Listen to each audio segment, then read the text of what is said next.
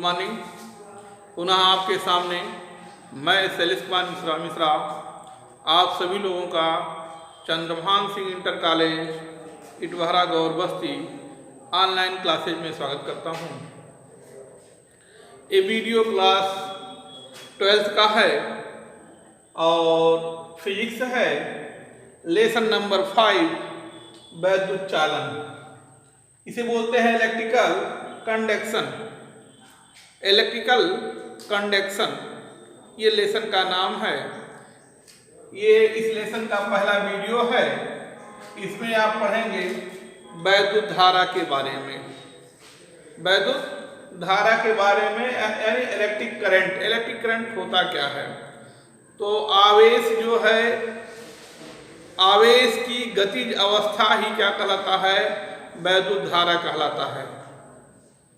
आवेश की गतिज अवस्था ही वैद्युत धारा कहलाती है। क्लियर?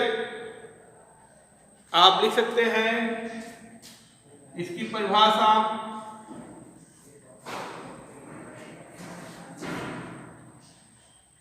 आवेश की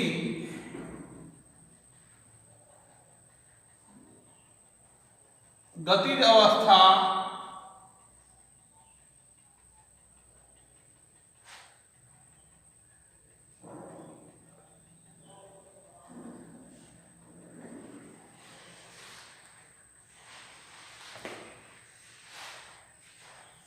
वैद्युत धारा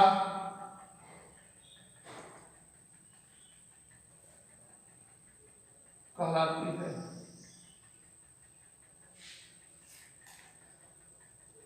या आप लोग हाई स्कूल में पढ़े हैं, आवेश प्रवाह की दर को ही हम वैद्युत धारा कहते हैं। आवेश प्रवाह की दर को ही वैद्युत धारा कहते हैं। ठीक? तो या ये भी लिख लीजिए, आवेश प्रवाह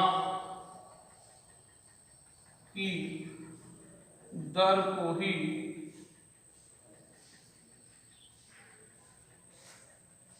वैद्युत धारा कहते हैं। ठीक? या आप कह सकते हैं ये किसमें? आवेश प्रवाह की दर को ही वैद्युत धारा कहते हैं। किसमें? चालक में। तो किसी चालक में यहां लिख देंगे, किसी चालक में आवेश प्रवाह की दर को ही वैद्युत धारा कहते हैं। क्लियर? इसे आई से प्रदर्शित करते हैं।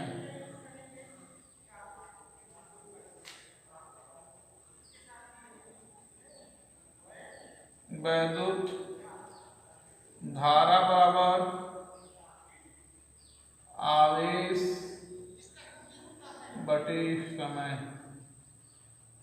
वैद्युत धारा बराबर क्या होता है? आवेश बटे समय, अर्थात I बराबर Q/T। क्लियर? मात्रक देखिए,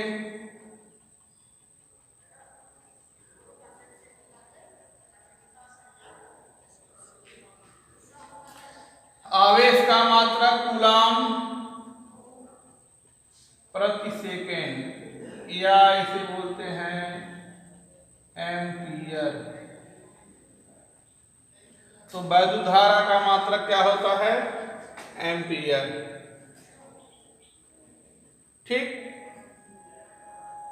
तो इसको आप लोग नोट कर लीजिएगा। हैं? ठीक, इसको नोट कर लीजिए। तो वैद्युत धारा की दिशा अगला हेडिंग है। तो ये जो धन आवेश का मतलब है प्रोटॉन और ऋण आवेश का मतलब होता है इलेक्ट्रॉन। तो यह धन वैद्युत धारा की जो दिशा होती है, धन आवेशों की जो दिशा होती है उसी की ओर होती है। अर्थात ऋण आवेश यानी इलेक्ट्रॉन के विपरीत यानी ऋण आवेश के विपरीत वैद्युत धारा की दिशा होती है। वैद्युत धारा की दिशा क्या होती है? या तो बोलेंगे धन आवेश की दिशा ही वैद्युत धारा की दिशा होती है। दूसरा आप कह सकते हैं कि ऋण आवेशों के विपरीत दिशा में ही जो है वैद्युत धारा की दिशा होती है। तो आप बताइएगा वैद्युत धारा की दिशा धन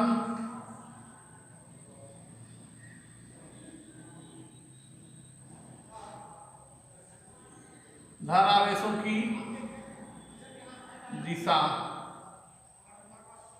में या ऋण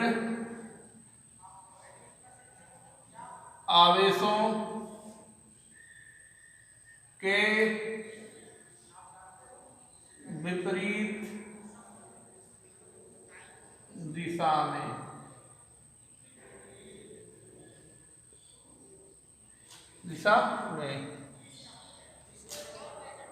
ठीक, तो देखिए ये कोई चालक पदार्थ है, इलेक्ट्रॉन की दिशा यह है, इलेक्ट्रॉन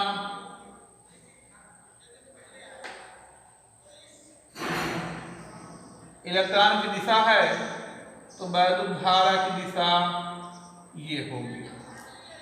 इलेक्ट्रॉन के विपरीत दिशा में वैद्युत धारा की दिशा होती है।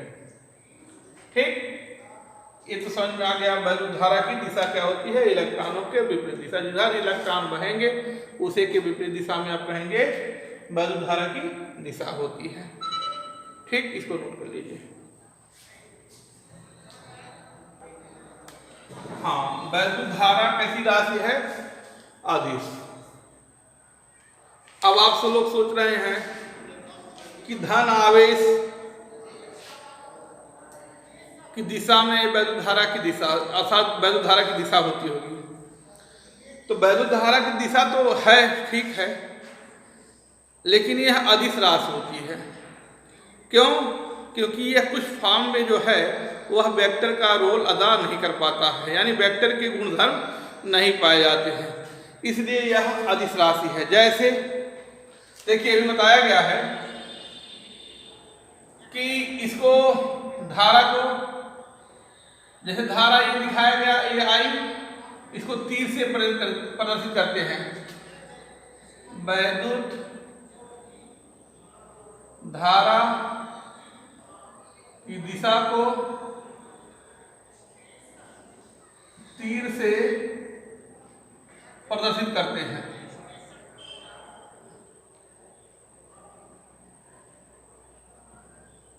यह एक अवलक्षणिक गुण है, ठीक है ना, प्रदर्शित करते हैं। जैसे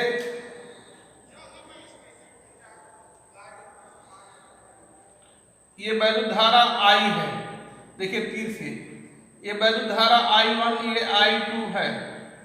इस बिंदु पर पहुंचेगा तो मान लो ये I1 है 3 एम्पियर की है, ये 4 एम्पियर की है, तो ये जो धारा इसमें प्रवाहित होगा वो 3-4 अर्थात 7 एम्पियर की होगी, या इनके बीच 90 अंश का कोण बन रहा मान लीजिए।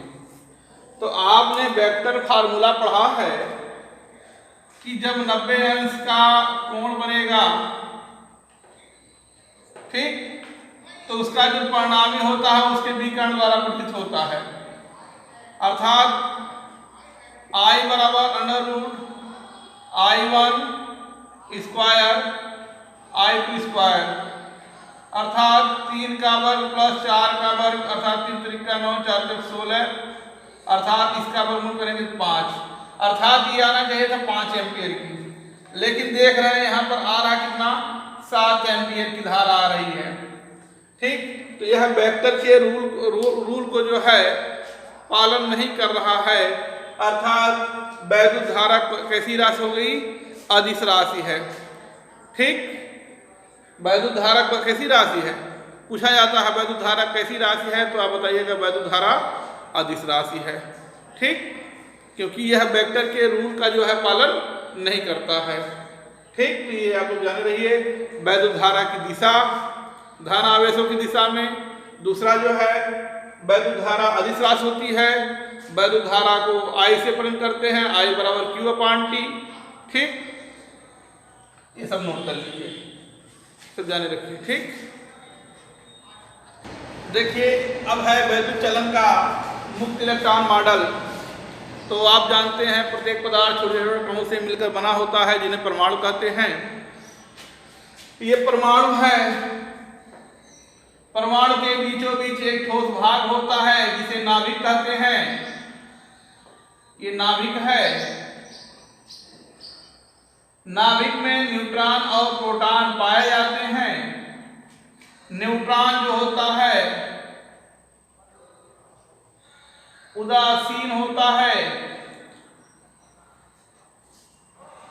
और प्रोटॉन पर धन आवेश होते हैं।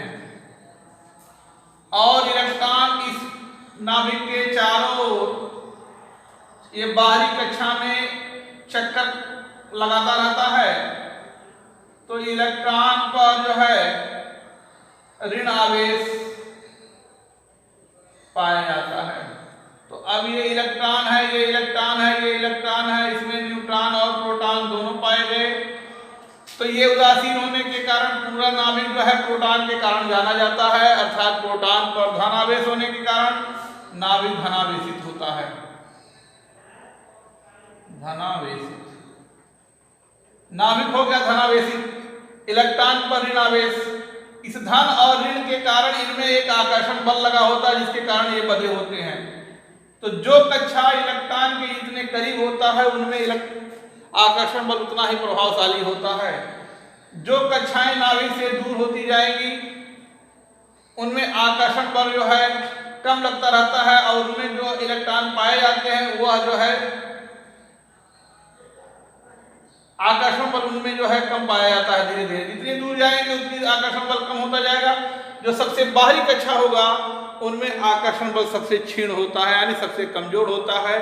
ठीक, उसको यदि रगड़ा जाए या इसको जो है टेम्परेचर दिया जाए तो उससे जो है उस कक्षा से इलेक्ट्रॉन जो है बाहरी कक्षा से इलेक्ट्रॉन निकलकर जो है पूरे पदार्थ में यादृच्छिक रूप से गति करते रहते हैं। उन्हीं इलेक्ट्रॉनों को हम मुक्त इलेक्ट्रॉन कहते हैं। और किसी भी पदार्थ में जो है आवेश वाहक का कार्य मुक्त इलेक्ट्रॉन ही करते हैं। अर्थात किसी भी पदार्थ में चालन का काम मुक्त इलेक्ट्रॉन ही करते हैं। मुक्त इलेक्ट्रॉनों की संख्या पर उस पदार्थ का जो है चालक अचालक ये सब निर्भर करता है कि कौन पदार्थ चालक होते हैं, कौन अचालक होते हैं। ठीक, यही आपका जो है वैद्युत चलन का मुक्त इलेक्ट्रॉन है। ठीक, तो आप बताएंगे क्या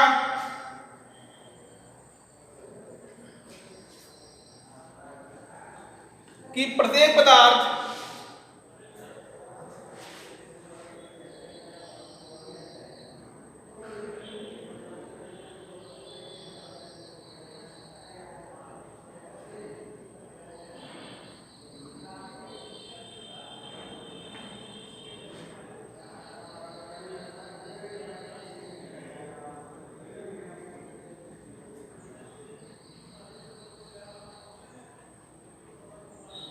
छोटे छोटे कणों ब्रैकेट में लिखेंगे परमाणुओं से मिलकर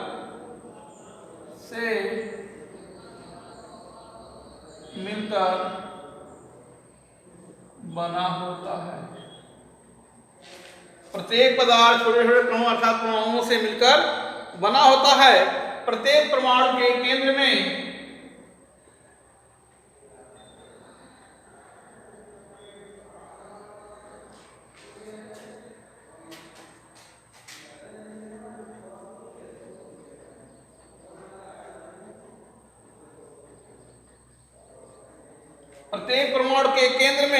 एक धनावेशित नाभिक होता है।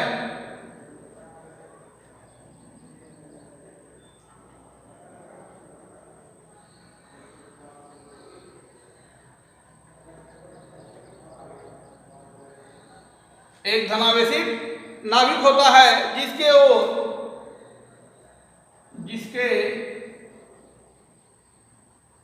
चारों ओर इलेक्ट्रॉन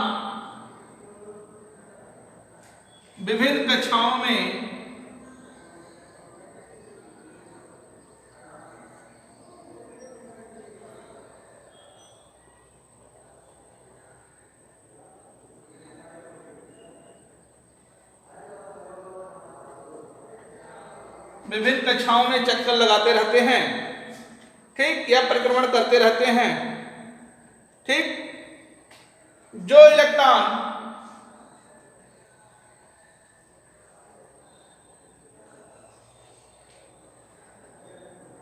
नाभिक के पास होते हैं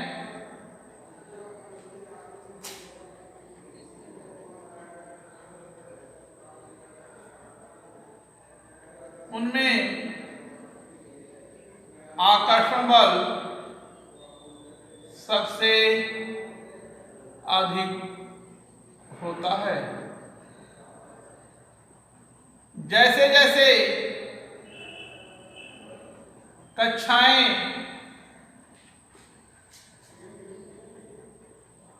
नाभिक से दूर होती रहती हैं,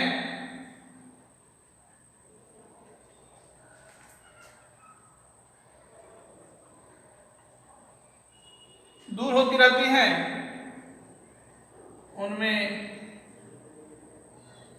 आकर्षण बल कम होता रहता है।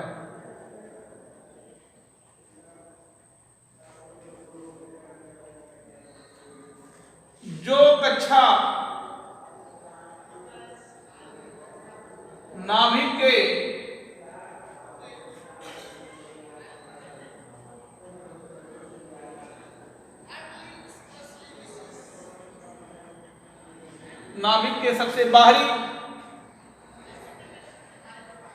सबसे बाहर होता है,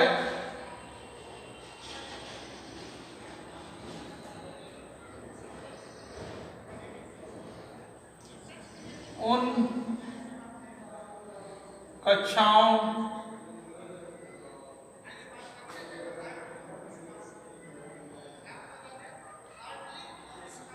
के इलेक्ट्रॉन में आकर्षण बल सबसे कम होता है। अतः इन्हीं कक्षा से इलेक्ट्रॉन आसानी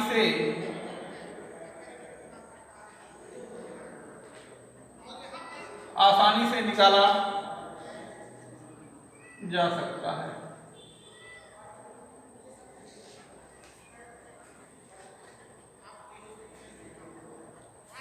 तो धातु को गर्म करके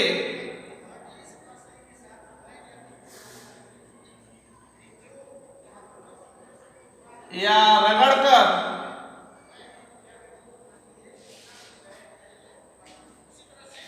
गर्म करके रगड़कर या प्रबल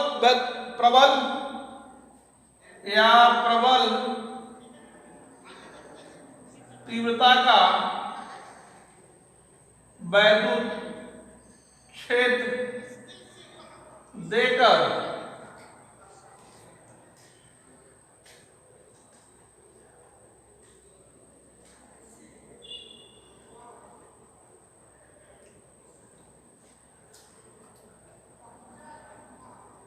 बाहरी कक्षा से इलेक्ट्रॉन को आसानी से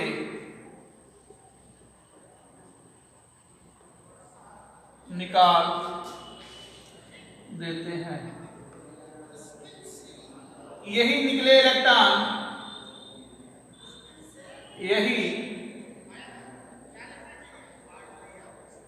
निकले इलेक्ट्रॉन मुक्त इलेक्ट्रॉन कहलाते हैं, ठीक, मुक्त इलेक्ट्रॉन कहलाते हैं। तो यही इलेक्ट्रॉनों को मुक्त इलेक्ट्रॉन कहेंगे या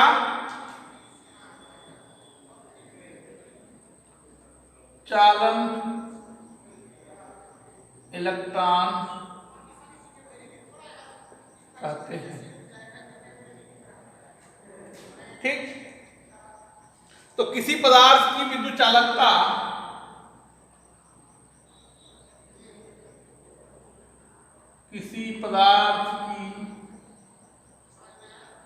वैद्युत चालकता किसी पदार्थ की विद्युत चालकता उनमें उपस्थित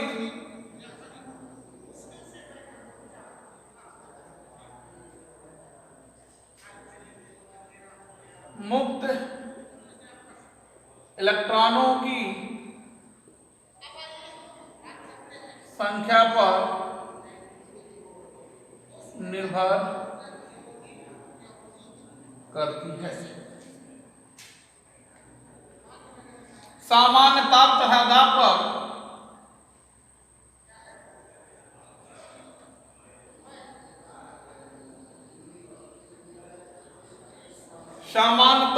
दाब पर धातुओं में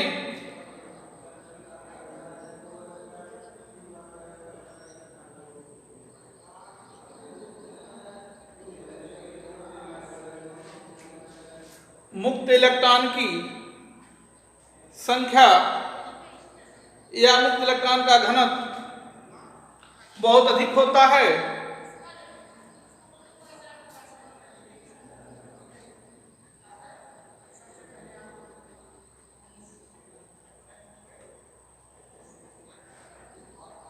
बहुत अधिक, लगभग यह 10 के पावर 29 प्रति घन मीटर होता है। प्रति घन मीटर होता है, मीटर। ठीक। अब ये जानिए, जिन पदार्थों में इलेक्ट्रॉनों की संख्या अधिक होगी वह अच्छे चालक माने जाते हैं। तो सबसे अच्छा चालक जो होती है वह चांदी मानी जाती है। एल्युमिनियम, ये सब जो है, कॉपर, ये सब जो है वैद्युत चलन के चलन है, वैद्युत चलन होते हैं। तो इनमें मुक्त इलेक्ट्रॉनों की संख्या अधिक होती है। ठीक। इसी प्रकार द्रव में भी, गैसों में भी जो है चलन होता है, लेकिन वह आयनों के कारण। तो ये तो है वैद्युत चालन। क्लियर? इसको आप लोग नोट कर लीजिएगा। आज के लिए इतना ही वीडियो काफ़ी है। थैंक यू, धन्यवाद।